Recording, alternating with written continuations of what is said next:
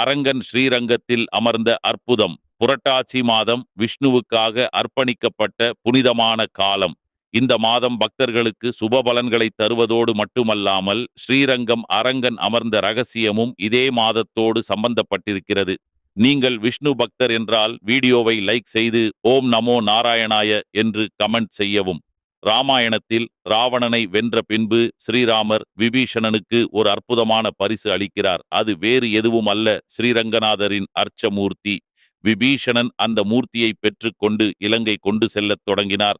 ஆனால் வழியில் காவிரி ஆற்றங்கரையில் ஓய்வு எடுக்கும் போது குழந்தை வடிவில் வந்த பிள்ளையார் தேவர்களின் ஆசைப்படி அந்த மூர்த்தியை தரையில் வைத்து விட்டுட்டார். ஓய்வுக்கு பின் விபீஷணன் அந்த மூர்த்தியை மீண்டும் எடுத்துச் செல்ல முயன்றார். ஆனால் அந்த மூர்த்தி அங்கேயே நிலை பெற்று நகரவில்லை. அப்போதே விபீஷணன் உணர்ந்தார், இதுதான் ஸ்ரீரங்கநாதரின் தலமாக இருக்க வேண்டும் என்று. புராணக் கதைப்படி இந்த அற்புத நிகழ்வு புரட்டாசி மாதத்தில்தான் நடந்ததாக கூறப்படுகிறது.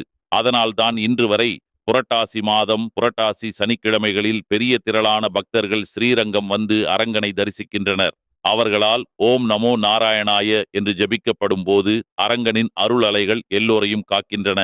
ஜெய் ஸ்ரீரங்கநாதா. ஆன்மீக புரிதலில் ஹலோ சந்திரன்.